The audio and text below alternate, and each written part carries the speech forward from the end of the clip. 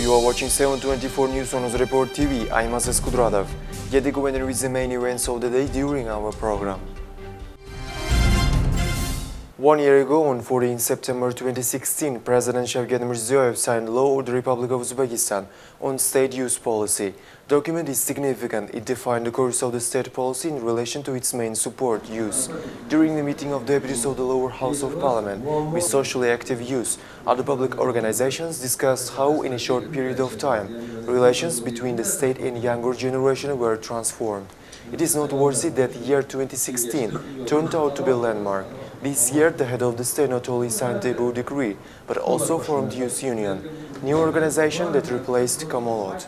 It happened on July 1st. On August 25th, the President signed the law on the establishment of the Day of the Youth of the Republic of Uzbekistan. 13th June became the celebration date. Parliamentarians underlined the importance of comprehensive support of younger generation, the protection of their rights and freedoms, as well as measures to improve the organization's activities. Embassy of Germany in Tashkent hosts a press conference dedicated to the completion of diplomatic mission of Ambassador Neidhard Hofer-Wissing.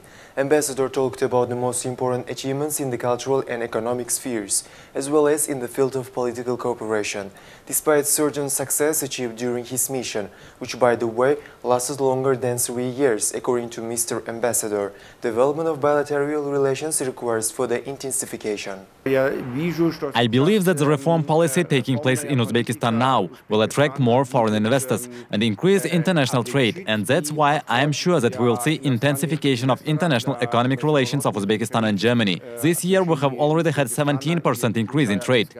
As the head of the diplomatic mission noted, it's required to take measures to further develop trade turnover between the countries. At the same time, special attention should be paid to expanding and increasing export supplies from Uzbekistan. It would be great to have a balance between import and export. Unfortunately, now it looks like we export much more from Germany to Uzbekistan and import less from Uzbekistan. However, I am sure that Uzbekistan may offer us good products, including agricultural goods, as these goods are quite well known in the world for its quality and taste.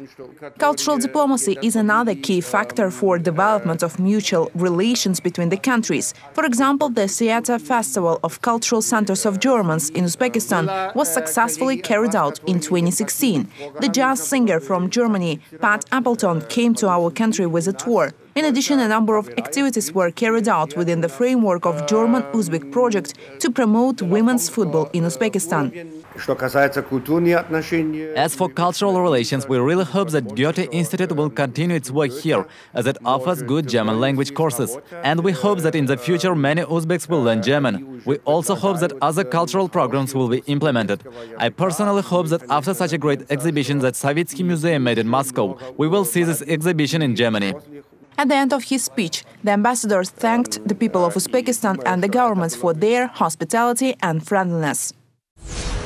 Seminar with participation of employees of different companies was organized in the capital at the initiative of Supreme Court.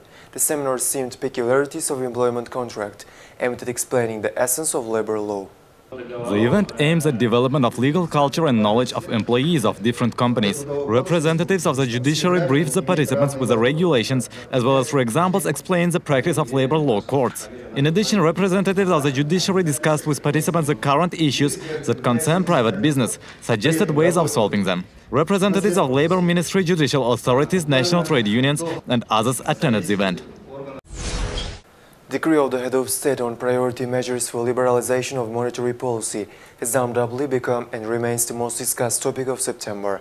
Journalists were told about the process of implementing the provisions of the document, issues in this regard that most citizens are interested in, as well as how the liberalization of monetary policy will affect the economy of the country as a whole during the briefing organized by Central Bank of Uzbekistan.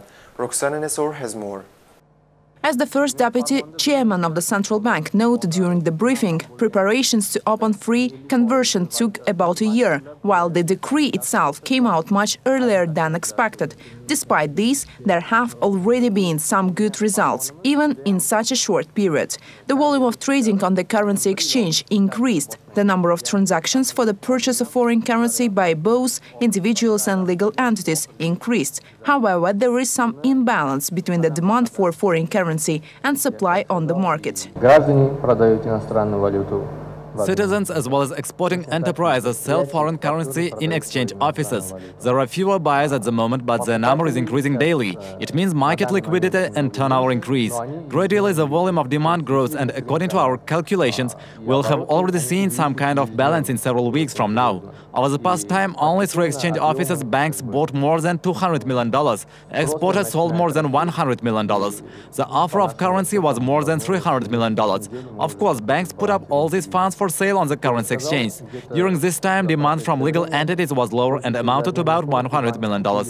Accordingly, while the supply exceeds demand, the central bank will participate in the purchase of foreign currency in order to prevent excessive volatility of the exchange rate. However, over time, the participation of the central bank in interbank trading will be minimized. Forecasts show that this trend will last until the end of the month, but given that demand is constantly increasing and more enterprises are buying foreign currency, I think that approximately in a month the supply and demand will be almost equal. The participation of the central bank will gradually decrease. When the market learns how to respond quickly to insignificant change in the exchange rate, then exporters will have the confidence that they will be able to exchange foreign currency at a real market rate at any time. They will not have to wait to buy it today and sell it tomorrow, or keep it as something valuable. Representatives of the country's regulator also commented on the inflation rate increase. It's worth noting that for the first 8 months of this year, inflation was 6.4%, compared to August of last year, 11.2%. At the same time, the forecasted indicators were at a lower level, 5.7%. While making these forecasts, we proceeded from relatively low growth rates of money supply and lending in the economy. During the first half of the year, we observed a significant acceleration in the growth of the money supply, which was mainly due to the growth of lending in the economy. These factors also influenced the growth of prices in the economy. At the end of the year, we are targeting an inflation rate at 11–12%. Next year, we target the inflation rate below 10%. Measures carried out by Ministry of Finance on Treasury execution of the state budget for reforming the sphere of public finance and procurement were discussed at a press conference organized by the Treasury and the Training Center of the Ministry. During the event, they talked about the processes of reforming the state finances, on topical issues of managing them, structural changes and prospects for managing the state budget. During the conference, the Ministry of Finance provided information on measures taken to ensure the fulfillment of certain budget parameters for the revenue side of the state budget. In particular, tax revenues for fixed taxes, market revenues and a single tax payment were received in the budget.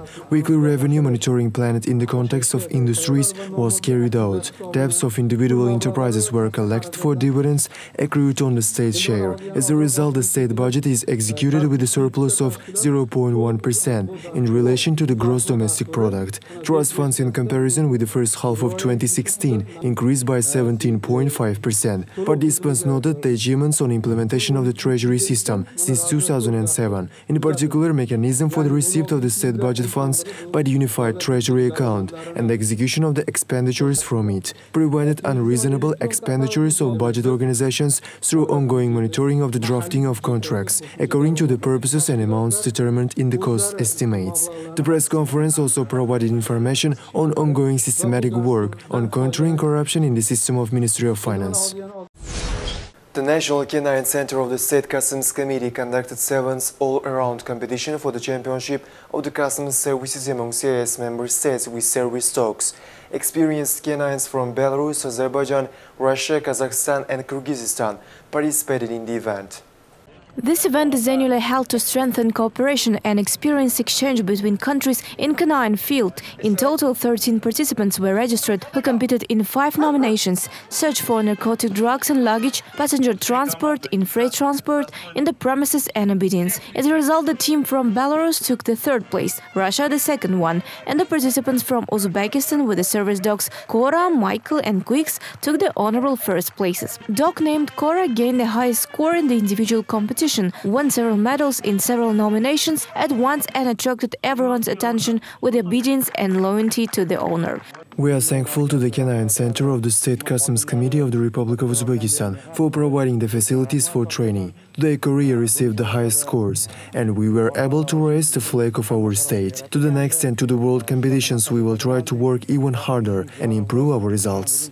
for the leaders of the canine teams, a practical seminar, modern training of service dogs for the search for narcotic drugs and the involvement of the customs service was held. Hereby, the participants shared the latest modern experience and knowledge in the canine sphere. These were all news for today. Watch the latest news on UZREPORT TV. Thank you for your attention.